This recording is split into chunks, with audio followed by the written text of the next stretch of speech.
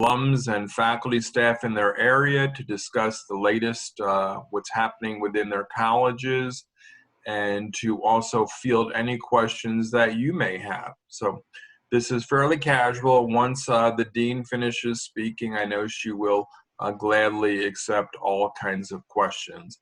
In the meantime, as she is speaking, you might want to take some notes, so when it comes to that Q&A part, you have plenty of cues ready to go. Before we begin, I'm going to introduce Anthony Fosicek, who is our Director of Advancement Marketing Communications, to just give a few housekeeping announcements for the group. Anthony? Thank you. Brian, you can hear me, right? Yep. Okay. Just a few quick notes. This conference is being recorded. If you have questions, everybody will be muted until the very end. If you have questions, please, during the session, go to the chat feature. Look for me, send me a quick message. I'll make sure to take a note, or just try to jump in at the end, and we'll take your questions. This will go no longer than an hour, so we're going to try to keep our Q&A short at the end if need be. And that's it. We'll send out an email later, either today or tomorrow morning, with a quick survey about the call, and with a link to the video from the coffee talk. So if you want to go back and watch it or share it later, you can do it then. So without further ado, I'll pass it back to Brian. Great. Thank you, Anthony. Dean Belovich is the interim dean of the Washkewicz College of Engineering, but she is no newbie to Cleveland State. She joined the faculty of the Department of Chemical and Biomedical Engineering at Cleveland State in 1991. Her research specialties are in transport in biomedical systems and in biofuel production. And since 2014, she's been the chair of the Chemical and Biomedical Engineering Department. I will let her introduce herself more to you, but please join me in welcoming Joanne Belovich. Thank you very much, Brian. So I'd like to welcome all of you here today. It's nice to see some familiar names, even though I don't see all the faces, but I certainly recognize some of our alumni here and other people from the visiting committee of the college. So thank you all for joining me this morning. I'm gonna, as you see in this first slide here, this is our building. We've been in it for several years now, about 2 or 3 years. I always invite people to stop on in, but unfortunately at this point you can't. The building is completely locked up and only those with permission are allowed to go in there. But I hope sometime in the fall or this time next year, we will be able to have the building open to all like we have in the past, and invite you to see our wonderful facilities here. 100,000 square foot Washkewicz Hall that was just completed about 1.5 years ago. Mm. A little more about myself. Brian already mentioned most of this. I am honored to have advised the research of over 46 graduate students, 17 undergraduates. And I saw a name of one of my graduate students here from a few years back. So, and I've been in different positions, department chair, I was associate dean, and then faculty. Sort of changed jobs every 7 years, rotating between these different positions. And I became interim dean last August. So, next slide. And the mission and vision of the College of Engineering is here. I'm just going to give you a little update about what's been going on this year and some of my goals, and a little bit about how we're responding to the COVID-19 as well. The previous dean and the faculty came up with the mission and vision for the university and articulated, and what I especially like is our goal of preparing ready-to-go engineers. And that's really been the focus of the college, and I'm definitely continuing that focus as we go forward. I'm going to start with a little bit of student and faculty news. We do have a new student organization, Women in Electrical Engineering, that was initiated and being led by our professor, Dr. Lily Dong in Electrical Engineering. One of the 2 co-valedictorians for the university this year is a student who just finished her bachelor's in mechanical engineering, Ellen Maria, who's quite a remarkable young lady. You'll also see a video of her later on because she was a member of the winning senior design competition as well. So she's going to be she is our valedictorian for the university this May. And I want to highlight another one of our students who just finished his master's and bachelor's from Cleveland State Chemical Engineering. He won the very prestigious NSF fellowship, which provides a 4-year fellowship for him to get a PhD anywhere he wants in the country. On top of that, he got the presidential fellowship at Columbia University. So he's going to be joining there in the fall. And I have to say there's a little bit of bias there because he did finish he's finishing right now his master's research with me in algae biofuel research. Remarkable young man. He fled Syria in 2013 in the middle of the Civil War, knew no English, came to Cleveland because of a distant relative. And since he's been here, he started a business brought his family over. His English is impeccable, and he's just a wonderful addition. And I'm really sorry to see him leave, but I'm very excited for his future. Okay. This year is the 50th anniversary of the Order of the Engineer. Alumni probably know this as the Steel Ring Ceremony.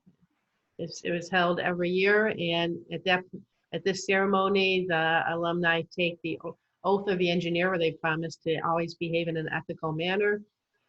Just as a reminder, CSU is the first link in the country, in the United States, back in 1970. It was started in Canada before that. And we were going to have a great big blowout celebration this past April. The Board of Governors from the Order was coming here from across the country. We were going to have an ethics, I'm going to go back a slide still. You jumped ahead of me a little bit. We're going to have an ethics panel from some distinguished speakers from around the country, a banquet and everything. All of that was canceled.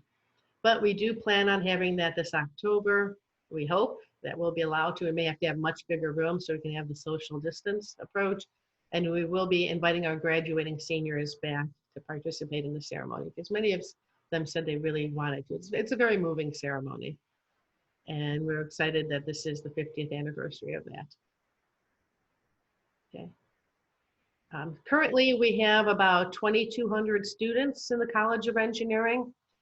The undergraduate enrollment has about tripled over the last 8 years or so. So we've seen a tremendous period of growth, 65 faculty. So if you want to look at some of the numbers from your program, you can see them here. And our PhD program has been growing as well, as we brought in new faculty with more active research programs. So we currently have about 82 students studying for the PhD program right now. And another bit of news, the program was always called the Doctor of Engineering, and then just this past year, it was officially transitioned to a Doctor of Philosophy degree, which more accurately represents what our students work and earn in the program.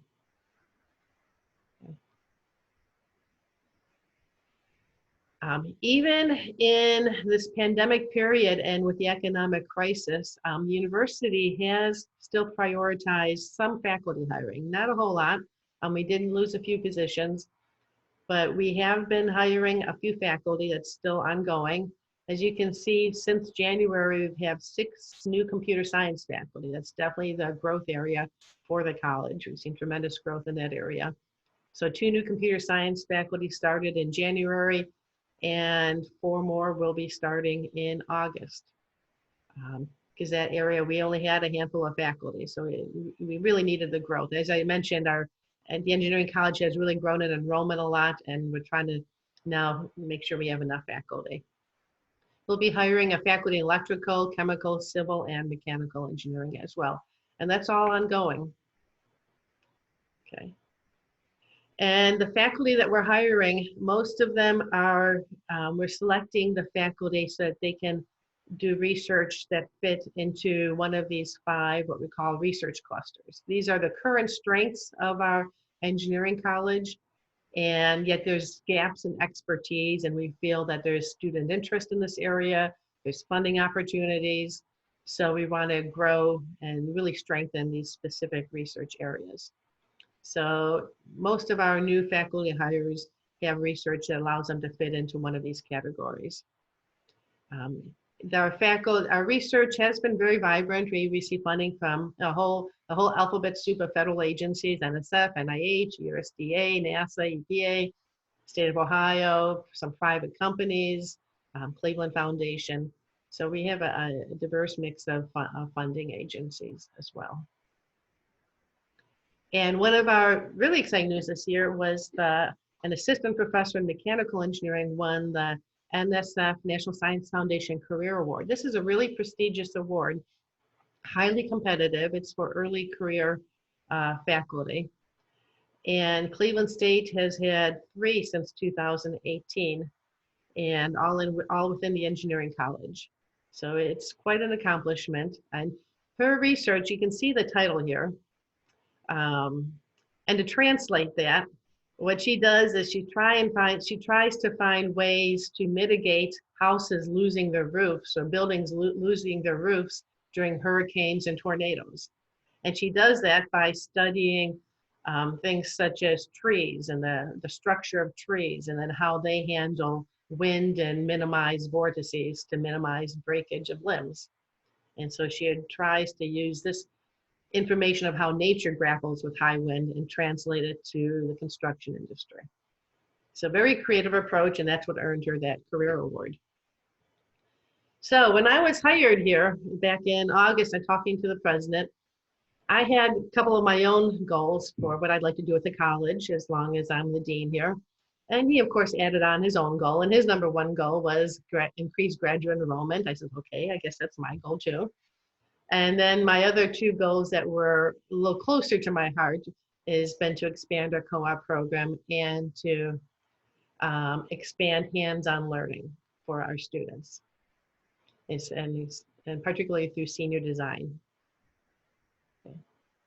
So talk about graduate enrollment.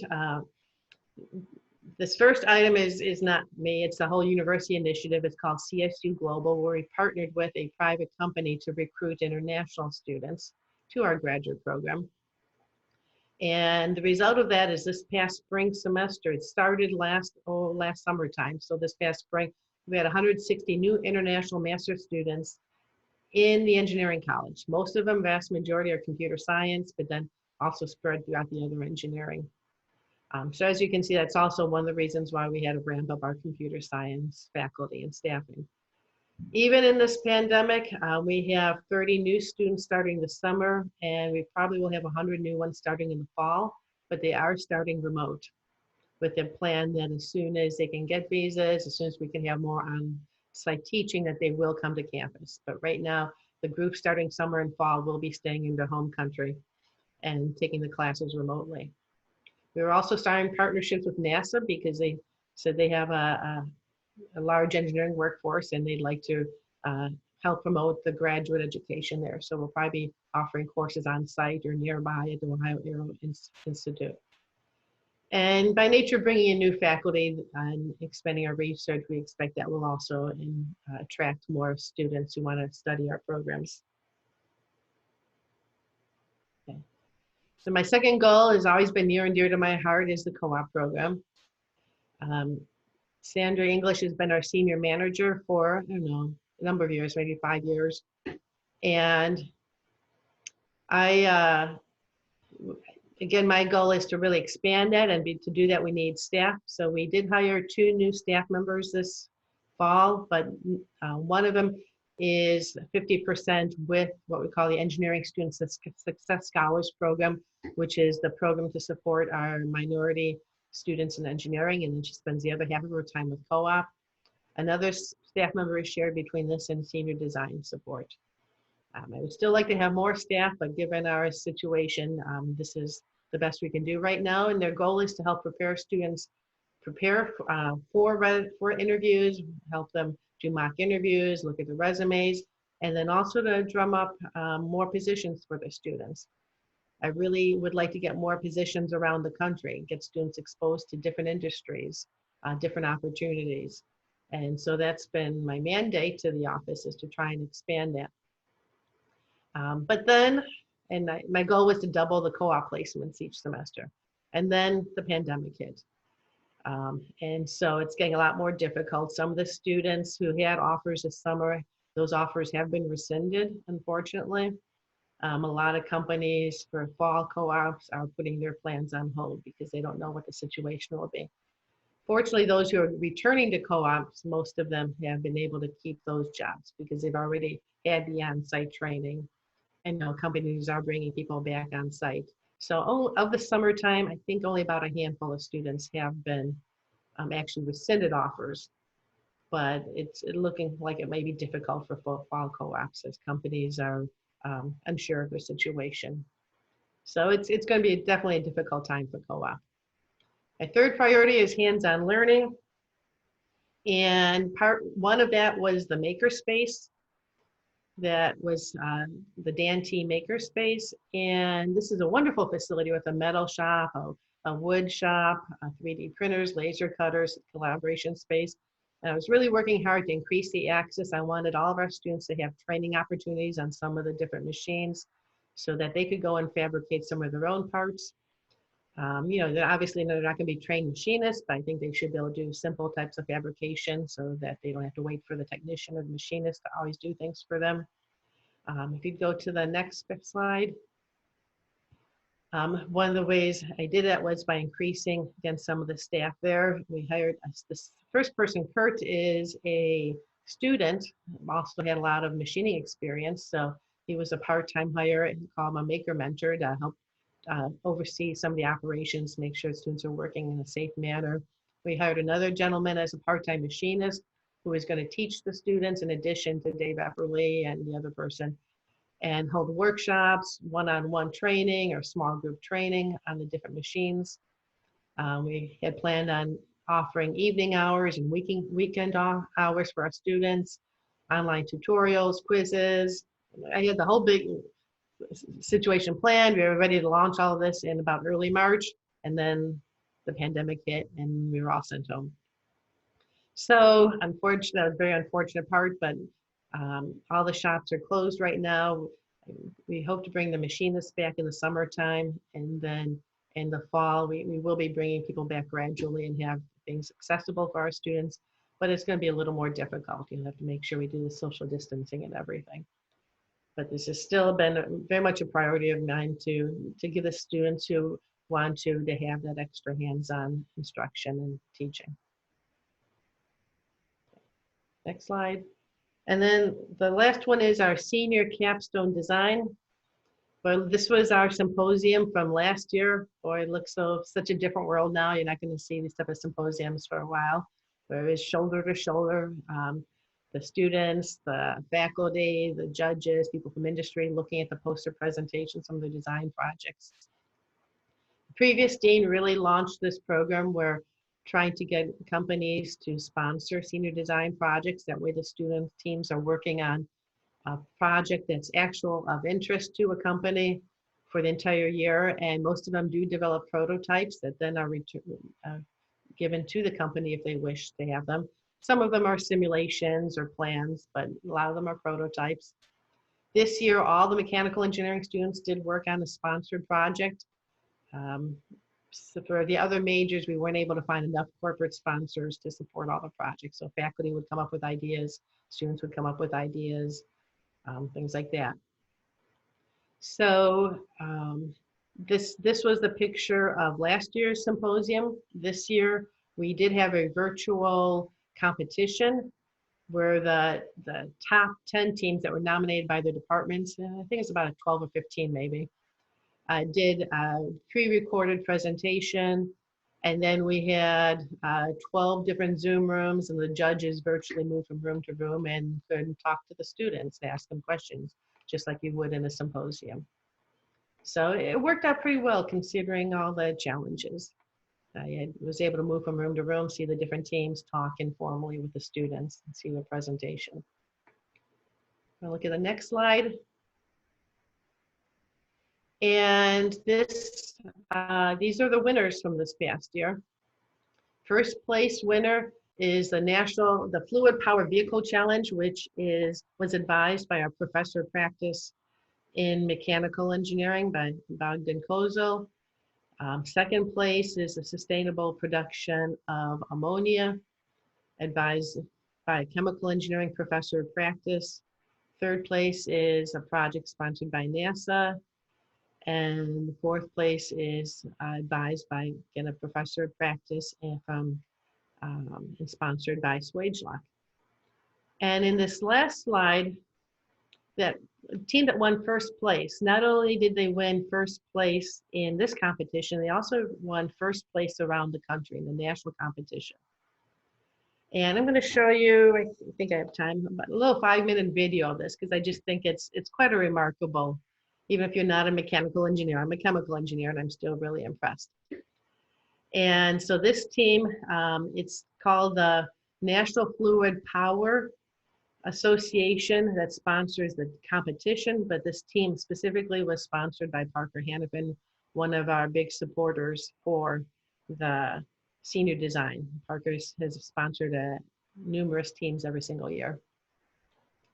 So Anthony, are you gonna bring that link up, I think? Okay, there we go. So just humor me for about 5 minutes and watch this. I think you'll enjoy the video. And sound, I don't hear sound, Anthony.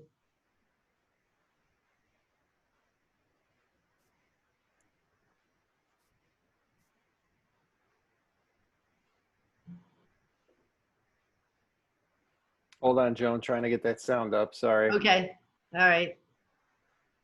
Oh, now I see a few more faces that I recognize.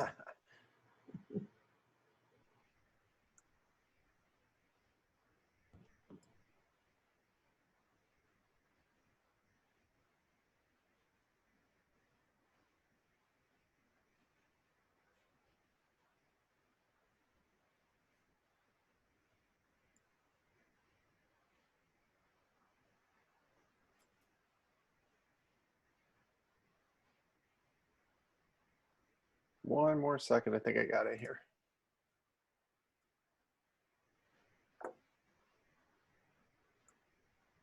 Okay.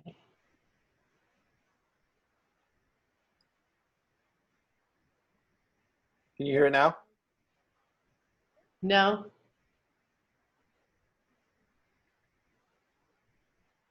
I'm not hearing it. No. All right. We may have to just share those links out. I'm really sorry about that. Okay. Yeah, if you could share that link to everybody. Absolutely. It's really quite it's really remarkable. The team that put this link together, that put the video together of their winning team. So anyways, questions. I'd be happy to answer questions. I think we've got it set, so if anyone has a question, they can just go ahead and unmute. Okay. But I did have a couple of questions from folks here that popped up. The first was, what happened to the enrollment following the 2008-2009 recession? The person says, I believe there was a sharp increase in enrollment. The current unemployment rate will exceed those numbers within the next few months. Is the engineering faculty prepared for a sharp increase in enrollment? You know, that's the great uncertainty. In the last recession, our enrollment did indeed go up, as did engineering colleges around the country. Cleveland State tends to have an enrollment that's inversely proportional to the health of the economy. I've actually looked at the data over the past 30 years, and as the economy goes up and down, the enrollment goes in the opposite trend. So I think our engineering enrollment will strengthen even more this fall. Now, the university, though, is planning for a 15% cut, and they're budgeting based on a drop in enrollment. No, but our freshman numbers, we look at incoming freshmen and those who've enrolled for the orientation, who've registered for orientation, those are tracking very closely to what happened last year. So, you know, some people are optimistic, some are pessimistic. It's a little hard to tell. But I do know that after the last recession, our engineering enrollment went up, and it had a very steady climb for about 10 years. All right, anyone have a question? And will the faculty be prepared for that? That's the other problem. Right now, you know, fortunately, we are expanding our faculty. But yeah, if we have a big increase all of a sudden, it's going to be a challenge. There's no doubt about that, because if we still get the budget coming from the state, even with a higher enrollment and tuition, the cut from the state could hurt us and make it difficult to hire more faculty. But so yeah, it's going to be a challenging time, that's for sure. Hi, I had a couple of questions, Dr. Belovich, Yeah. C2. Just a quick one. First one is algorithms. I've been working on a business idea and was looking for some talent with folks who can design algorithms. We're trying to create this motion detection app, and the challenge is once you gather that data, if you're able to reference it with other standards, basically the algorithm needs to compare them and spit out a certain level of feedback.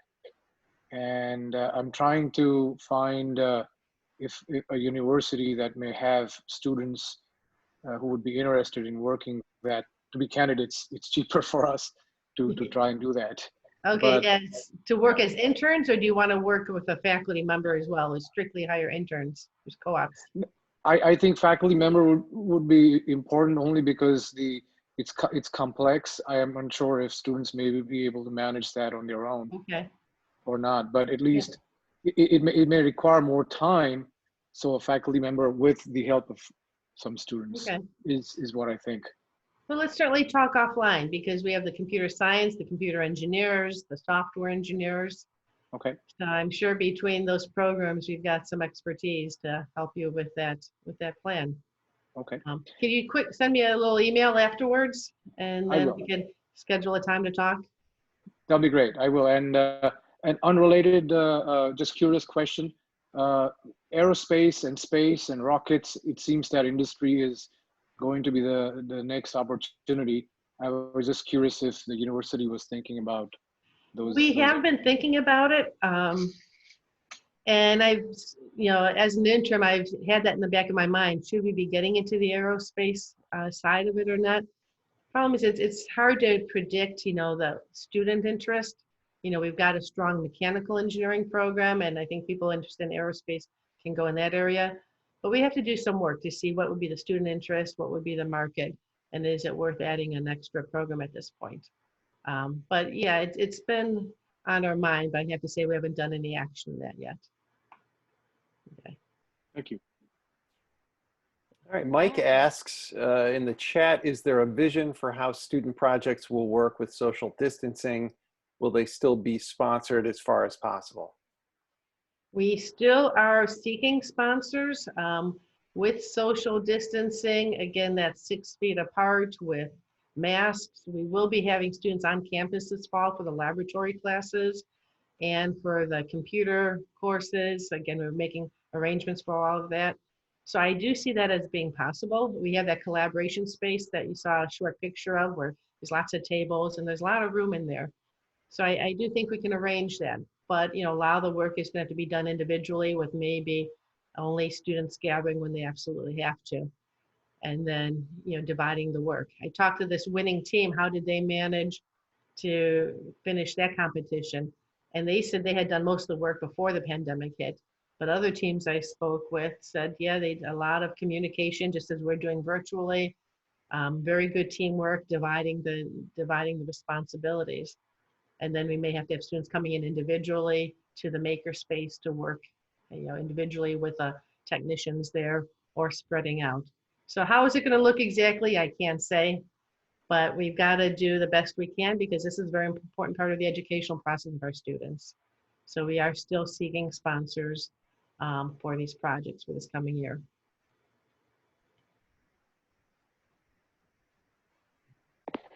Hi, my name is Andra Tisha, formerly Munn, but last name Fitzgerald.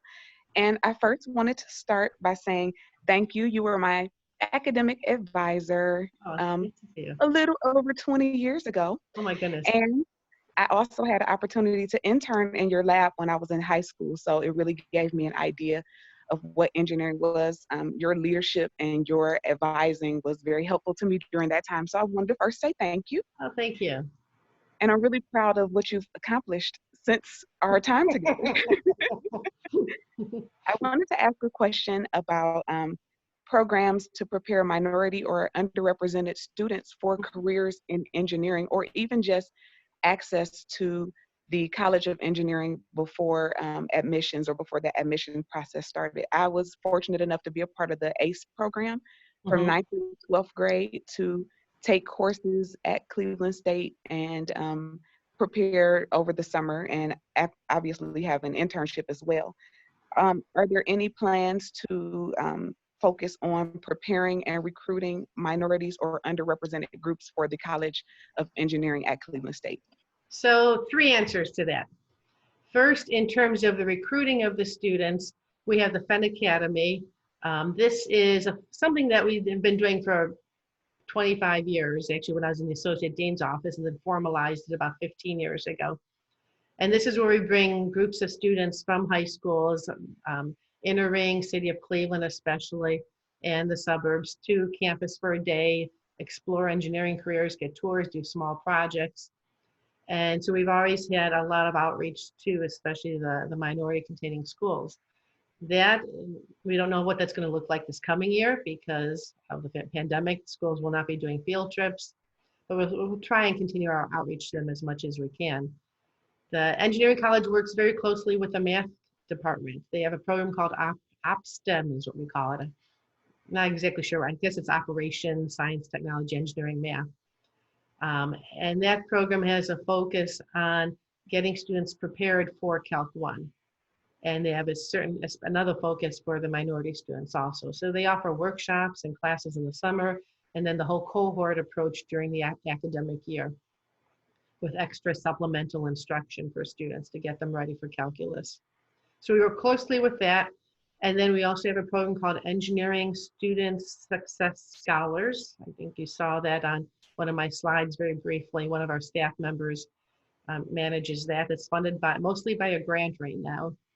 And that's a program where we have a cohort approach for the underrepresented minority students in engineering. We provide them success coaches. They meet with these coaches about every few weeks, just very briefly, touch base. We do workshops with the students and give them that sense of, belonging, of community to help them succeed through the program. So we certainly have a very active program in that area. But thank you for the question. Okay. Thank you. All right, any other questions? Hey, Dr. Belovich. Hey, Andrew. Quick question. Were there any departments or research groups that are working on like COVID-19 related research and are actually still working or plan to be up and running soon? Who are doing COVID related research?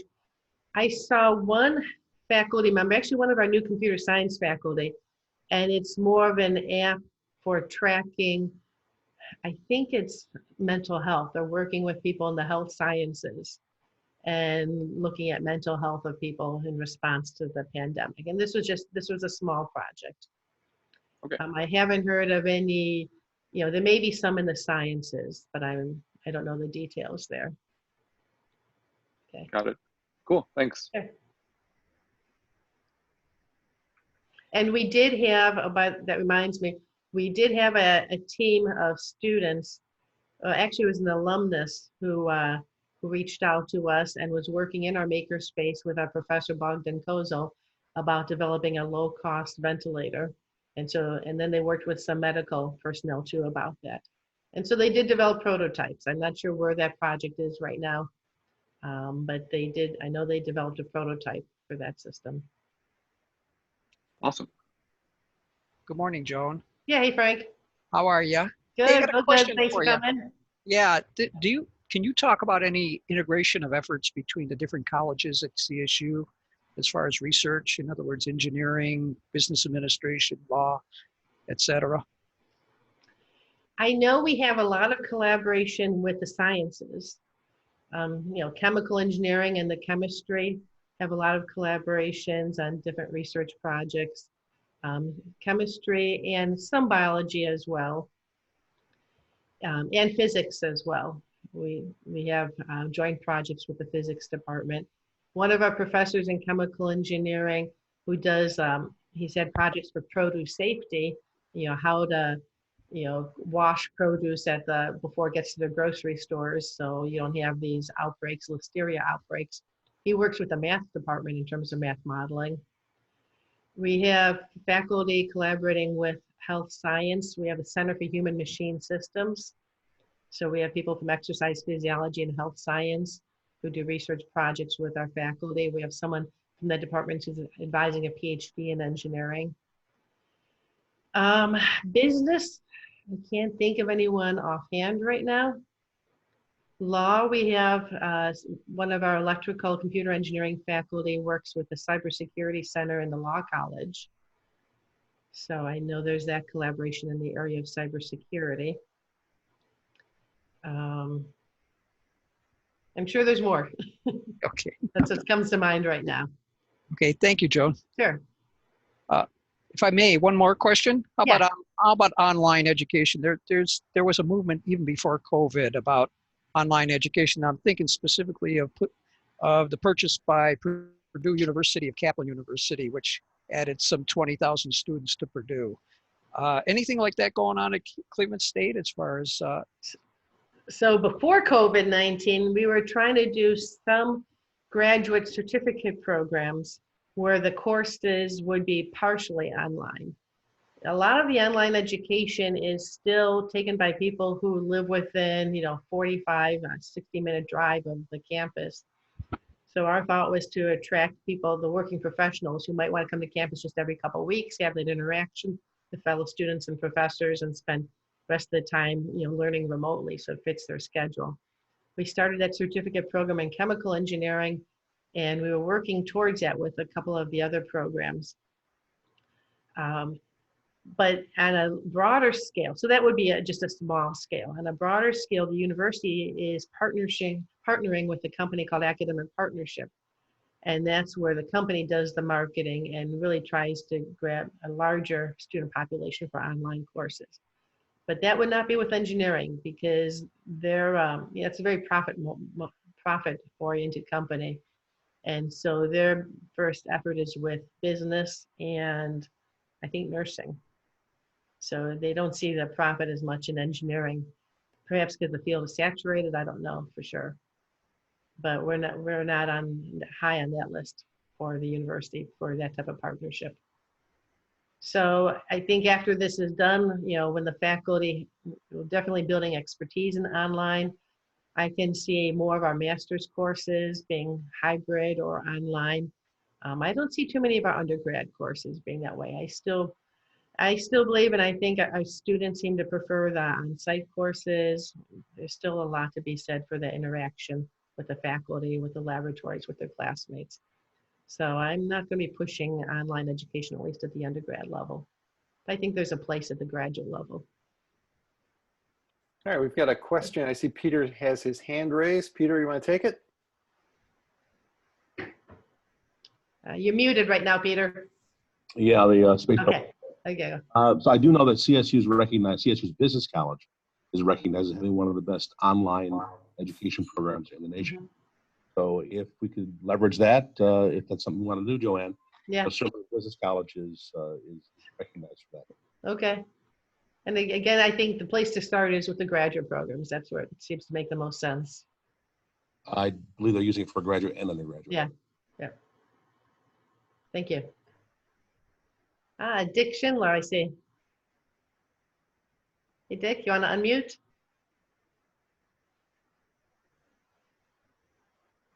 Does that work now? Yep, that's fine. Can hear you.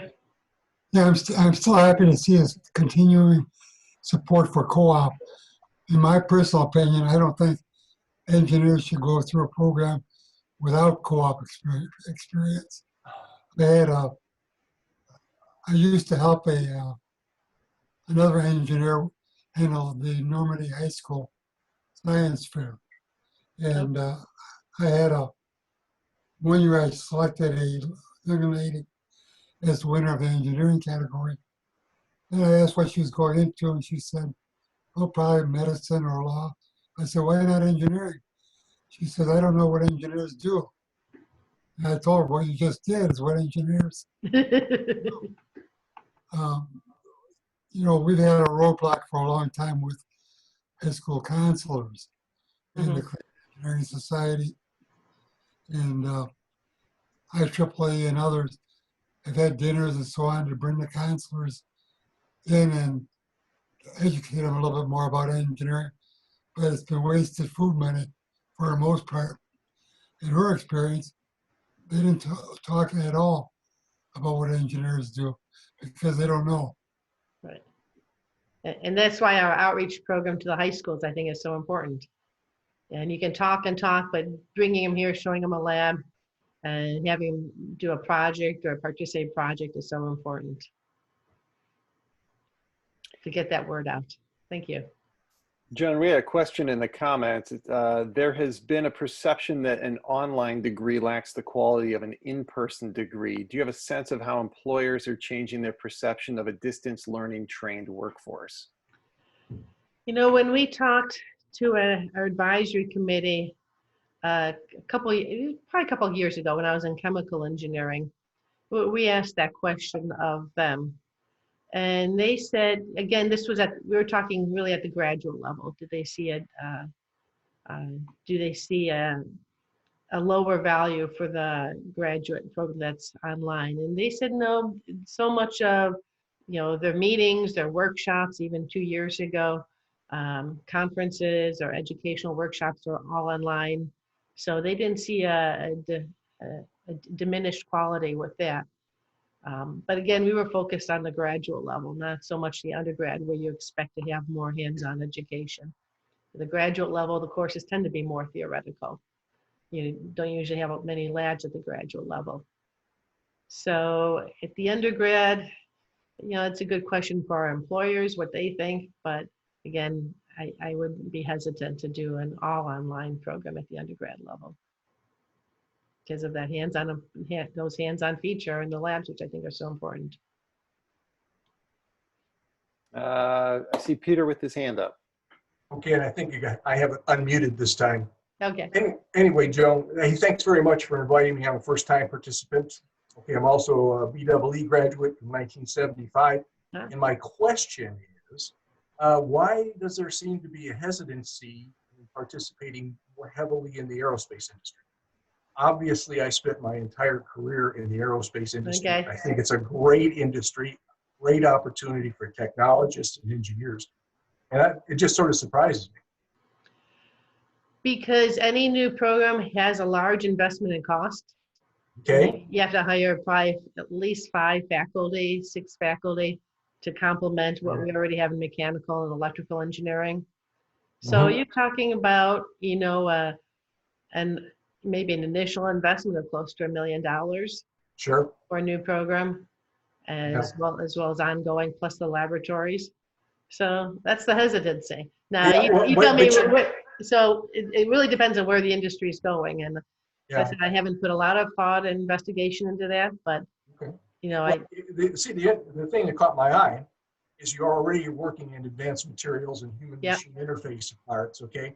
You're also heavily involved with universities and industry to do these kinds of things. And those are the things that I participated in my entire career. I mean, it seems like a natural thing. Anyway, I understand what the cost structure is. Understand that the industry is going through bad times. All industries go through bad times. I just think in terms of the rewards that I got from my career, quite frankly, I didn't plan it that way. I got out of school just about the same kind of economic environment we're facing right now. But, I would recommend the aerospace industry to anybody. Okay, well, thank you. I appreciate that feedback. And as the year goes on, again, I'll definitely be talking to more companies, employers, and seeing, is there a market and what the long-term outlook if there's anything I can do to support you, let me know, please. Thank you. I appreciate that. All right, we've got time for maybe just a couple more. Anyone have a question?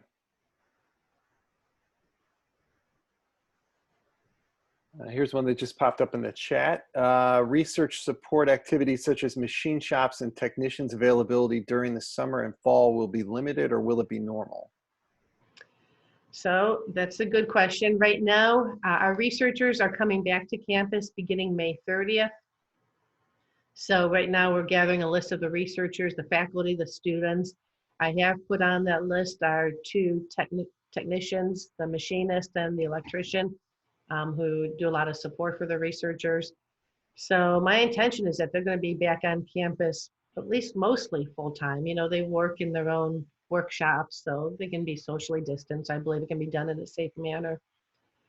And so the thought is that they will be here, at least nearly full time, starting in a few weeks.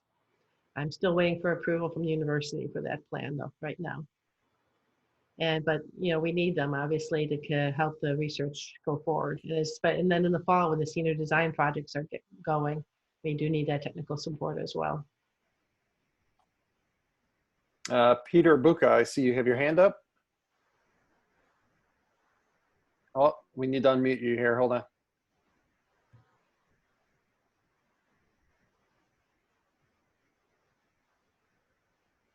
Is that better? There we go. Yeah. Hey, Peter. Okay, so returning back to the topic of online education and industry's opinion of that, we don't really have a position on online education, especially undergrad or graduate, but we recognize that we favor co-ops, and co-ops get the hands-on experience that the education would offer, whether they're taking it online or not in terms of their coursework. Certainly, we've made no change in our policy regarding how students are being educated this quarter or this semester. And most of them are all online, obviously. Yeah. I think keep in mind that for undergraduate and graduate, what industry does is still associate with the schools that have given us top talent, where we've had success. So CSU is one of the schools that Parker's recruited from heavily over the years, and will continue to do that. Whether the education online is online or not, whether it's graduate or undergraduate or not, that's kind of irrelevant because of co-ops. And do you hire from any colleges that are strictly online? We have hired from colleges at the business school, from online okay. colleges. Okay. Okay. But I don't think we have close associations with those colleges as we do with Case or CSU or Akron, Yeah. the ones that really traditionally feed us. We like in-person relationships. We like knowledge of the universities, and we want to understand the education, no matter what tack you take for addressing this COVID issue. We just want to understand the university and what it's producing, and so we're very comfortable with that. Okay. Thank you. All right, we've got time for one more question. Anyone want to jump in and grab it?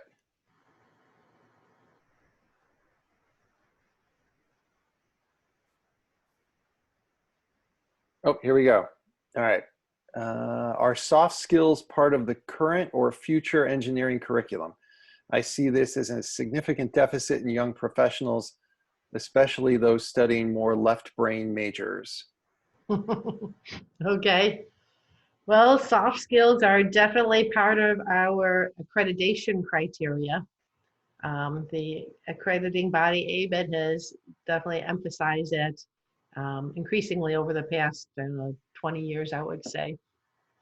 So the students now are doing more presentations than I ever did as a college student. They start with presentations and generally the sophomore year, maybe even freshman year. So they do more presentations.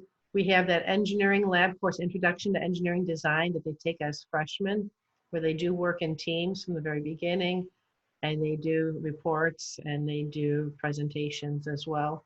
So from the very beginning, we're emphasizing the need for teamwork, oral presentations, and written presentations. So that does go through the whole curriculum. The university has the writing across the curriculum requirements where they have to do a certain amount of writing, not in English courses, but in the technical courses. So they have at least 3 or 4 courses where they do have to do writing as well in the technical courses. So yeah, I've seen an increase in the past 20 years on that emphasis on the soft skills. And we're certainly going to maintain we know how important that is. All right, that's about all the time we have for today. I want to thank Dean Belovich for her participation in hosting our second alumni coffee talk. We've got more coming up in the weeks ahead, including games like alumni bingo, trivia night. We've got some great professors who are going to be doing lectures for us. It's a whole new world, and we've got great new programming for the summer. So I hope you'll check out csualumni.com for more. I'm going to unmute everybody here real quick. If you want to just give a quick round of applause to the dean. Thank you all for coming. I appreciate it. Thank you. Nice to see the friendly faces and meet some new people. Have a great week. Everyone stay safe, and we look forward to seeing you at an alumni event in the future. Thanks again. All right. All right. Bye. Thank you. Thank you. Thank you. Thank Take you. care.